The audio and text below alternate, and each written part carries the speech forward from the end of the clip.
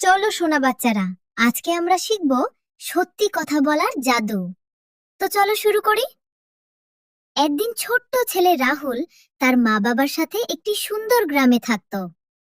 রাহুল খুবই চঞ্চল ছিল, কিন্তু মাঝে মাঝে সে ভুল করলে সত্যি কথা বলতে ভয় পেত।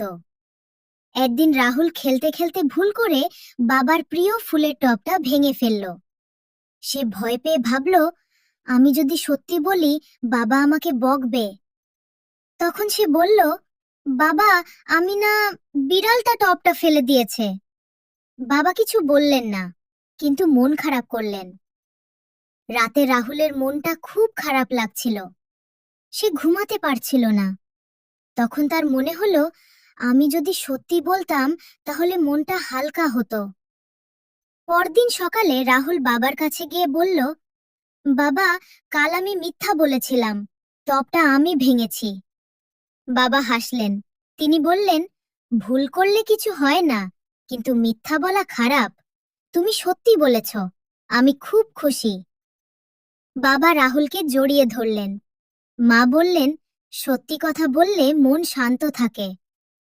সেদিন থেকে রাহুল শিখে গেল, সব সময় সত্যি কথা বলাই সবচেয়ে ভালো। গল্পের নাম জাদুর গাছ আর তিনটি ভালো অভ্যাস। একটি সবুজ সুন্দর গ্রামে থাকত ছোট্ট মেয়ে মিমি।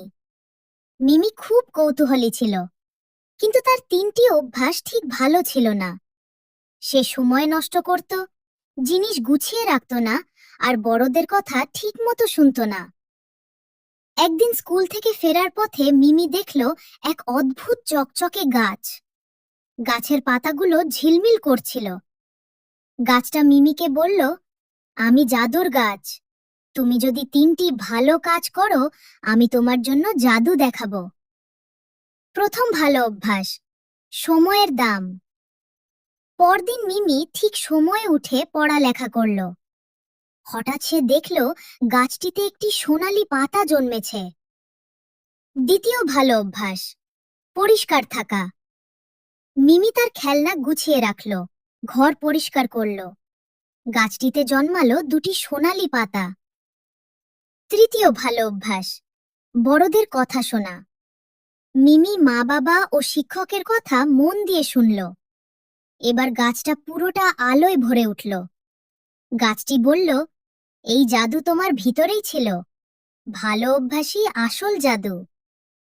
মিমি খুশি হয়ে বলল, আমি প্রতি ভালো অভ্যাস পালন করব। সেদিন থেকে মিমি হয়ে উঠল সবার প্রিয় ভিডিওটি। ভালো লাগলে লাইক, শেয়ার এবং ছোট মনের টিভি 10 চ্যানেলটি সাবস্ক্রাইব করতে ভুলবেন না। Tata, bye bye.